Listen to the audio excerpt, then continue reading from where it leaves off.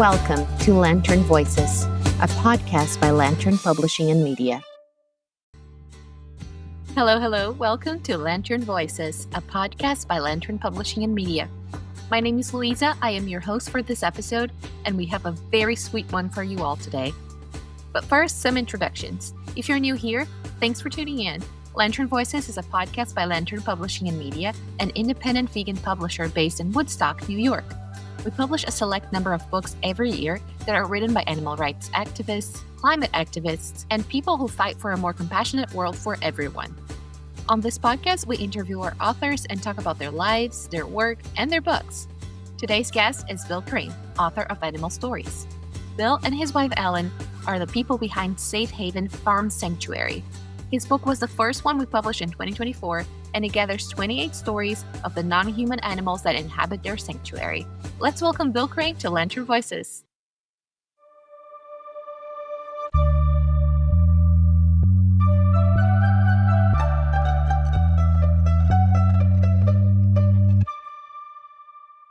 Hi, Bill. Welcome. How are you doing? Good, thank you. How are you? Doing very well. A little cold, but yes. I would like to start off today by introducing you a little bit to our listeners in case somebody haven't known you yet or haven't read your book yet. So you live in a farm sanctuary, that's correct? Yes. Safe Haven Farm Sanctuary? Right. And that is a project that you and your wife took when you started thinking about retirement. Yeah, we opened it up in 2008, and we were in our 60s. We were still pretty active. My wife was the head of the pediatric emergency room at Jacobi Hospital in the Bronx, which is a very busy emergency room, a very big hospital, city hospital. And I was teaching at the City College of New York, teaching psychology, and still active when we bought the farm in 2006 and then opened in 2008. And could you walk us through the main challenges and how it was, where the decision came from, and how it was taking over a sanctuary? Yeah, sure. Well, it's a little hard to explain because the feeling for animals started developing as we got older. It just seemed like a natural process. We started reading more about animals and started feeling bad about their plight and how they're raised on the factory farms. And it seemed just to kind of come from within. And my wife, Ellen, started reading about farm sanctuaries. There's a big farm sanctuary in upstate New York, Watkins Glen. It's called the Farm Sanctuary. And she was reading about it and sending donations and very interested in that. And we bought a piece of property, a nice piece of property up here in Lower Dutchess County. And at the time, I didn't know. I thought we'd just have a piece of property. It's something we could hold on to as we retired. Maybe we would use it. I didn't know she wanted to run a farm sanctuary exactly. Then she said, well, so we'll start a farm sanctuary. Well, it was a rundown place, and I didn't know about a farm sanctuary. My interest in animals had been, in my involvement with them had been primarily through protest. And I had went to public hearings, and I had started to engage in civil disobedience on behalf of bears and various things like that. And I didn't know if I'd have the patience to take care of animals. But I had a kind of a secret motive, which is in psychology, my field, animal behavior has influenced it to some extent in important ways. And I thought, this would be a chance for me to actually learn about animals and maybe create a course, which I did. And I would be talking to my students about animals and with some firsthand knowledge rather than just from what I'd read in books. So I thought, this is a real chance. So I went along with the idea, and we tore down some of the old structures, but mostly we preserved the barn and the house because they were built real nicely. The place we bought had real rundown. Was really run down.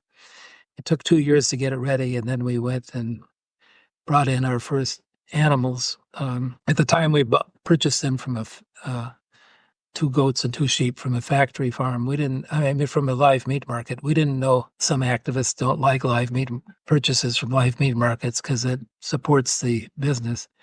but we'd seen some animals, a sheep especially, looking out the door in the Bronx every time we drove by. And I thought, if we ever do start a farm sanctuary, I'm going to get that sheep out of there. And so we took a couple more sheep and goats, and it was a big responsibility. Taking care of it's like a new baby. Only we had 4 babies, and now it's like we have 170 babies we're taking care of. It's a huge enterprise. How many animals do you have in the sanctuary? Well, 100, a little over 170. I think we got a couple more. We got a cow recently who was wandering around the sanctuary. One of our other cows went out, jumped over a fence, and to hang out with this female who was escaped another farm where she was headed for slaughter, and the two seemed to fall in love, and they were grooming each other, and eventually she was wary of us, the new cow, but she eventually came in, and we had talked to the owner. We found that the farmer, he was looking for her too, but he couldn't catch her. But she eventually came in with us, and she adjusted right away to the herd, and we were able to negotiate with the owner.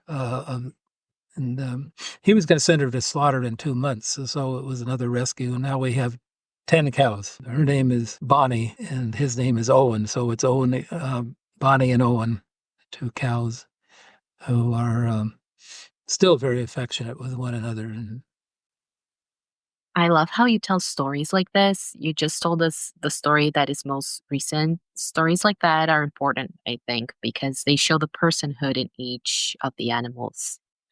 yes, I'm so glad that you have that response, because that's what it aimed to do. I'd hoped the book is one that adults can read to children in their lives, because I tried to write it simply enough, and I tried to capture some of the mystery. They certainly do have individual personalities, and I tried to capture the mystery of the animals, because I'm learning new and surprising things all the time about these animals who were once, or for a long time, and most of our society perhaps, had just treated as things, as objects, as meat.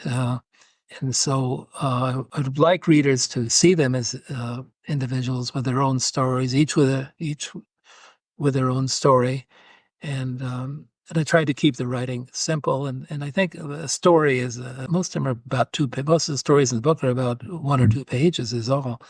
To keep I think the story is a nice medium. It's a nice way of expressing things. I think that's been true throughout human history. I think we're storytellers, but I've wanted to write simple stories that'll help people know how much emotion and personality these other animals have and how much they share with us. When was the moment that you looked at all the stories that you were experiencing? You're like, this is going to be a good book. It's a good question. I made a couple videos and tried to tell a couple stories through the videos. I wanted people to know about these animals, especially ones that had touched me deeply. And then I was asked by a local radio station if I would read a story or 2. And so I did that. And then I was asked by the Poughkeepsie Journal, the nearby newspaper, which has since had financial difficulties, but at the time they had space, and they invited me to send in a story. And I thought there is an interest in one of my friends. We're having dinner with one of my friends, Maya Gottfried. She had written us a book called Vegan Love. She said, you got to put these together as a book. And I said, okay. And she said, how's your book going? And I said, well, okay, I'm putting it together. And it wasn't so easy, because the stories had to flow along in a way that I wasn't repeating what I'd said before, and there are some common themes.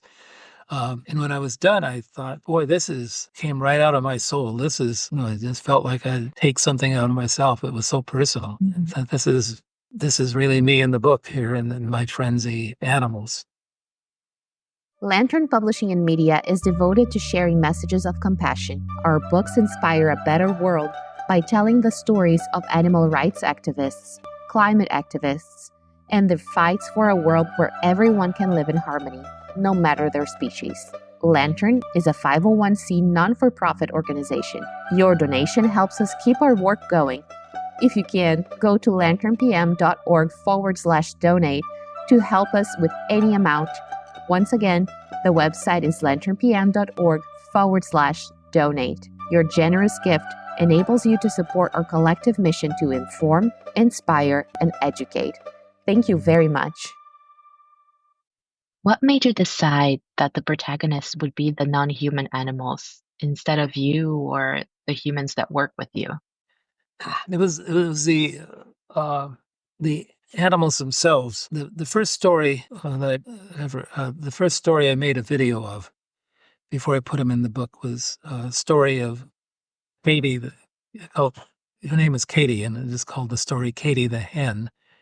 And she had such a strong impact on me that I wanted to tell her story. So she was the first I wrote for a newspaper, and she was the most heartfelt story. I just wanted to tell people about her because I never knew chickens could be this way. She came from a couple in Brooklyn. Bought her in a live meat market. They heard that live meat markets, for people who don't know, are places where you go in and the customers go in and pick the kind of animal they want to purchase, and they were slaughtered in the back room, so the customer knows that the meat they're buying is fresh. Uh, they're horrible places. They're slaughterhouses. They smell bad, and they're just terrible places. Anyway, the couple heard that hens make a good pets, and so the couple, they bought this chicken, Katie the hen, and took her to the home with her. And but the landlord said they can't have her, can't keep her, so that they looked for a sanctuary and they found us. And then we soon found that the other animals looked to Katie for protection. We had a little partridge in the aviary where Katie stayed, and whenever the partridge was scared, she'd go and snuggle up underneath Katie's feathers. And then other evidence of of her protective role came up with the partridge. One day, the partridge was had got outside the aviary. The partridge initially had come in on her own, escaped a gun club over the hill. But anyway, one day the partridge came in outside the aviary and was wandering around, and darkness was coming. And I thought, if she doesn't go in, she's going to be easy prey for a weasel or a fox or whoever could sense that she's around. And I was very worried, and I thought, how are we going to get her in? Because every time I went near her, she kind of ran over, scuttled away. She was scared of me. And I left the gate open. And I couldn't figure out. I was just standing there thinking, okay, if I'm very quiet by the gate, she'll come in. But she didn't. And then finally, as it started getting real dark, Katie, the hen, walked out of the aviary and walked right over to the partridge, whose name is Cleo, looked at Cleo, and then Katie walked back into the aviary, and Cleo followed her back in. Katie apparently had said something to this little partridge. It's time to go back in, and the partridge went in and was safe for the night. There's other examples of her behavior, and that I wrote about in this book. Little examples like that. One time when I was upset about something, she just came over and stood in front of me and looked up in my eyes as if expressing concern. When she died, I won't tell the story of when she died, but that was so moving that I never thought I'd see the likes of what happened with her and the other animals, as if they acknowledged that this was a very special, caring hen. So to make her a protagonist was just telling about a special person. Yes. But it just happened to be a non-human animal. Yes. Who had sort of had the attributes of a saint. I just never would imagine. And there are many other surprising things that I think anybody will learn. I think people who have dogs and cats or are always learning, surprised by their. Yeah, I was thinking about that because usually people, like, you can check on social media. Usually the videos with highest views are about cats and dogs doing cute little things. And the stories that you share with us show us that they're not just cats and dogs. All animals are like that. Right. Farm animals are neglected. People care deeply and about their cats and dogs. Part of the reason to have the farm is to invite visitors to learn about the animals and meet them. I don't mean to be critical, but a lot of the people don't know, the difference between a sheep and a goat, and they don't know much about. They just we're detached in our society from farmed animals. Just pets are everything, and the rest. I think they just don't want to know about them because people purchase them for food, and they're raised in terrible conditions, and they're emotional beings with all these feelings and personalities, and so I want to do my part to get people to know them like us. They're our relatives. Biologically, they're our relatives. If And I believe what you're saying about the power of stories, I think stories help us get there. Yeah, I like the idea of telling stories. Hi there, I'm Hope Bohannick, host of the Hope for the Animals podcast, sponsored by Compassionate Living. Join me on a journey to uncover the heartbreaking and heartwarming aspects of living vegan. My guests cover a variety of issues, but I like to focus on ethics, chickens and sanctuaries, the environment, anti-oppression activism, and the reasons for living vegan. If this sounds good to you, come check out the Hope for the Animals podcast wherever you listen to your podcasts. I was thinking you were just saying just now how some people don't know the difference between a sheep and a goat.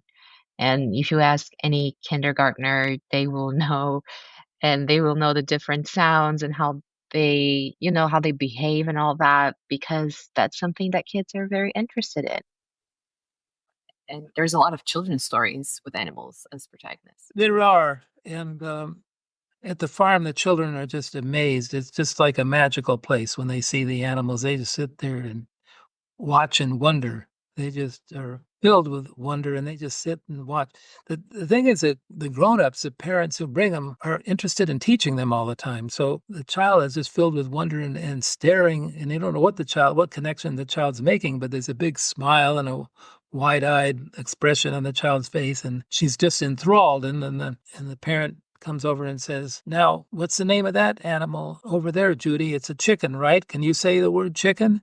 Say chicken." And now, John, which one is, can you tell the difference between which one is a rooster, named a rooster? And the kids are interrupted by these are real little young kids, and they're interrupted by the parents who want to teach them the names of things and want to teach them, remember your book about the animals? That's like your book. And they interrupt the child from this sense of wonder that they had, which drives, in the scientific world, great scientists will say it's a sense of wonder that drives their work, their hard scientific work. So you like to preserve that.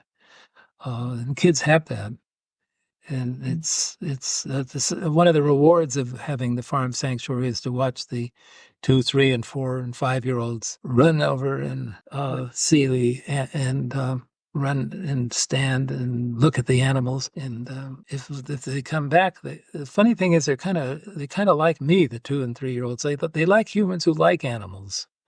Mhm, Uh, mhm. I think it's because they associate me. I never had that before at the farm, where a 2-year-old would run over and look at me and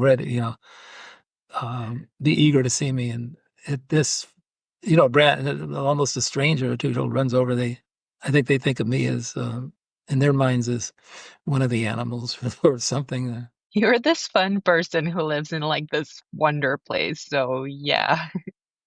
With Katie the hen, when I made the video of Katie the hen, by the way, 5-year-olds and 6-year-olds parents wrote me and said they watched it over and over and over because part of it was what I said about how she died. And they also asked if they could go to the farm and if I would be there because they wanted to see me at the farm too. They said one of them called me the boy in a green shirt because I had a green shirt. A 4-year-old called me a boy anyway.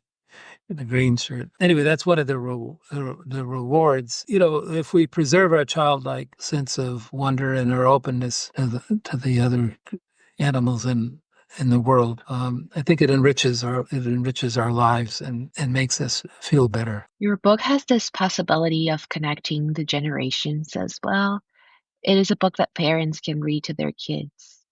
Have you gotten that kind of reception from your readers so far? Well, I have. Some of the stories move which I didn't expect. I didn't know how good my writing is. I did, when I first put a couple of them in the newspaper, a couple people came up and told me in the supermarket that they liked the stories. People did that, and they said, "You're a good writer." And I never worried about it. I just tried to be clear in my writing and write clearly and simply always. And then I didn't know that a visitor told us just recently. I said, wrote this story, and I didn't think it was the greatest story about Leo the pig. And I mentioned something that she says, "I read your story about Leo the pig." And I said, "Well, yeah, I didn't know exactly how to end it." And she said, "Are you kidding? It made me cry. It brought tears to my eyes. It made me cry. I was so moved by that ending of the story." So I've got reactions like that. I'm not gratified. I'm sorry that she cried, I guess. Although people they go to movies to cry and Yeah, books and movies. You have poetic license to say that they're good when they make you cry. I guess that's a, a good sign. Although it's a happy story, but the mother couldn't bring the pig because it was a pet, and the mother couldn't. Thought it was too upsetting to bring the pig to us, and then the mother came and watched the pig from a distance. The funny thing was when she came to visit her little pig Leo, she didn't act like other people usually do. Like they would ordinarily say, "Do you remember me? Come on over here. Let me pet you, Leo." And she just kept a distance. And when I tried to explain a little bit why she needed to stay at distance, it was, I guess, moving. And I won't tell anything more about That's this story because people have their own personal experience to it when they read them. But it was some of the comments, what people like varies with the reader too. But what you say about the children, that's been a major theme in my writing, is the need to preserve the the strengths of the children, include the curiosity and sense of wonder and connection with animals. They feel a connection that we lose, I think, as we grow up. And I think anybody who's been around children will know how intensely they feel about animals. I'd like us to recover that. yeah. And do you feel like living in a sanctuary, you and the people who live there with you, do you feel like you kind of you can keep this childlike wonder in relationship with? I think so. I think so. One of the first stories in the book is Maddie, the goat we took out of a live meat market, and she was pregnant. And people have a strong feeling about her. Well, she comes to mind because she lived a very long time. Like a lot of our animals live longer than usual. And she died this summer, very old. And when she died, they had a ceremony. And I didn't know people like my wife is a doctor and a scientist, and throughout our years together, she has been the scientific one, and I'm the one who has once in a while had ideas she thought were crazy because she's a hard-nosed scientific doctor. And then when we had the ceremony, she started talking about the Rainbow Bridge, which is some mythical place where the animals go when they die and they're happy, and then the owners come and they're reunited. And I thought, do you believe in the Rainbow Bridge? I believe in the Rainbow Bridge, and it's like believing in a fairy tale to reverse roles, but it brings out some of these qualities, and it's a little bit of a fairyland, and brings out. Of course, it was compensating. She wants to believe in it, and then other people told me they believe in it. And so, how could you believe in this? Do you believe in heaven? No. Do you believe in this? Well, I can't. I couldn't go on without having certain beliefs like this. Is what some people, my wife said, and some other people have said that too. I can't go on the loss and the way they're treated and the responses to the animals is too powerful. It would be too sad. And the question is, it is tremendously hard work, and the farming is hard work, real hard work. And we're getting old, so it's getting harder and harder. It's also, we're only rescuing a tiny, tiny fraction of those who need to be rescued. And we have to say no to a lot of people. Roosters, people can't keep their roosters, and the towns won't allow the roosters, and neighbors complain about their crowing, which is nature's trumpet. It's a beautiful sound. And you have to we're jammed up with roosters here, and we need more sanctuaries. We've got to get rid of the need for sanctuaries. Also, the treatment of animals has to improve. And it's discouraging because it seems so slow. But so one of the things is how to keep going. And I appreciate that people have the need to feel good and, have to struggle with their own feelings of depression when they lose like when people lose a pet, they know they get an old dog or cat. People often themselves feel very depressed. And when you lose an farmed animal like ours, they get depressed. But also the futility, it sometimes feels futile, given the fact that we rescue a few turkeys and 40 million will be killed. Yeah, for Thanksgiving, and here we got 6. I can imagine that it's not hearts and flowers all the time. We hear the word sanctuary and we imagine a beautiful place, and you talk about how the kids behave, how the adults feel. When you're working there on a daily basis, you're facing those cruelties all the time, then it must take a toll on you. That's well put. It does. It does take a toll, but I think the magic and the rewards of being with animals keep you going. And then they do these amazing things. And tell you what, I have trouble. I have trouble not telling you stories. Tell them. Okay. We had one turkey who was a mean turkey. Just didn't like humans whatsoever. Can't blame him. Some of the turkeys loved humans, and some could take them or leave them. But this one seemed ornery, and she lived a long time. And she got old. She couldn't move anymore. It was like us. They get arthritic and have trouble moving.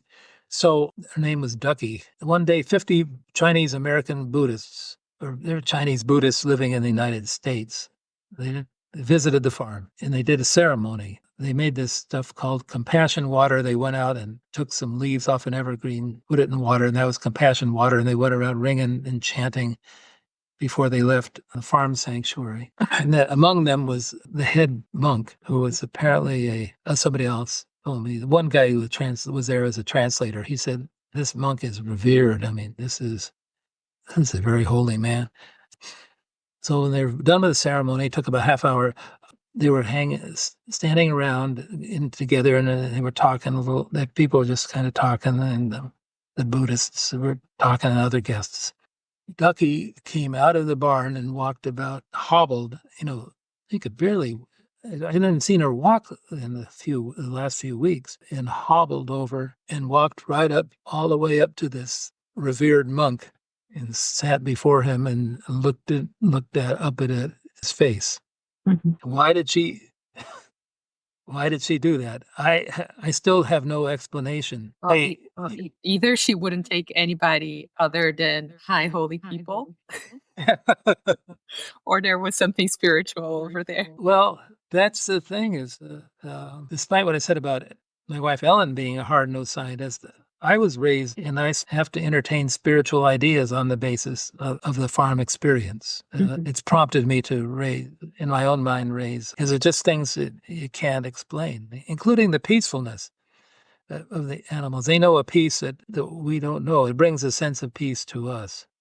They seem to just kind of bring it, and the whole place has a peacefulness that when you watch the animals out grazing, it's a peacefulness that I never experienced. So there are many rewards, and I hope that comes through, the peacefulness that they bring. They're somehow attuned to some peacefulness in the world and the nature that we're not. To be open-minded and be honest with myself, I had to start wondering about something spiritual, which, as I say, I had no idea what the word spiritual even meant throughout most of my career. So that's that. I was talking to one of our other authors, Jess Bug, about her book, She talks a little bit about coping with the hardships of activism. And one of the things that we were talking about is how every small action matters. So even if you are like taking a caterpillar off the road, we were laughing about how that can become a literal butterfly effect. So even though it's a small percentage of animals, even though you have a lot of animals for the size of the sanctuary, but in such a small proportion to what happens in the market, it still makes a difference. It's still important to have you there. Well, thank you. In the animals, we look at them as ambassadors, that they're representing the others, and so people they come and they get to know them, and they see what they're like, and they're And they like spark ambassadors change. for the others. People will start thinking about their food habits, and they'll have that effect. And I think the book will maybe have that effect on That makes a some lot of people. sense. Ambassadors is a great word, yeah. Ambassadors is a good concept. It makes what farm sanctuaries do meaningful. And it also shows that there's more to be done. Sure does. And it shows you can question. I mean, and just learning just being around them. As I say, there's a peacefulness to being around them. And began learning so much being around them that they're full of surprises, and they give you a sense I guess that children feel this mystery in life, that life is kind of wonderfully mysterious when you get around animals. And I hope that comes through. When I concluded the book, I brought up that topic. I like taking a caterpillar and taking a worm off the road. I do that. I try to do that. It's a good example of you do what you can. Yeah. To that worm, what you did mattered. Mhm. And none of us can cure the world of all the pain, but I guess what you're saying is we do what we can. If everyone thinks that there is no solution, then we're not going anywhere. But little by little, Little by little. We'll get there. All right. Well, I'll let you go, but before I do so, do you have any message or projects that you'd like to let our listeners know about? Well, on my mind lately, as I mentioned at the beginning, I've been involved in activism. This is a kind of activism, a farm sanctuary, but on October 14th, I was arrested, I think for the 10th time, trying to engage in civil disobedience of New Jersey's black bear hunt. I was arrested by myself this time, and I wish the powers that be would listen, because now most people are opposed to this bear hunt. In 1 week they killed 400 bears, black bears, and so if that's an opportunity to send a note to the governor of New Jersey saying stop this cruelty, if people feel that way, that's been on my mind lately. That was one of the first, when I started, I said my heart went out to animals. Some of it, my first activism, my first getting involved more. Before that was the trees I cared a lot about, but the bears I also long cared about. You could call that a project. And then we keep building new things, and we have to, despite we can't take in any more animals, we do take in more and more, and that's a project. We have a saying in Brazil, where I'm from, that is, "There's always room for one more." Yeah. So it's a little That's interesting. One more. That's a good saying, because it's I feel like that helps me there, because I feel like I've contradicted myself. You can't take any more animals, and here comes a chicken. We're gonna. It's okay. Yeah, come on. Okay, very good. I like that thought. I like that saying. I will add on the podcast description the link for the sanctuary, and I'll see if I can find anything on the bears in New Jersey for people to engage as well. Thank you. thank you. Thank you for being here with us today. It was my pleasure. Fun talking to you, and I like that saying. I will keep that in my thought. Keep that thought in my mind. There's always room for one more. Always room for one more. That's a nice thought. Thank you very much, Bill, and I'll see you Thank you. soon. See you soon.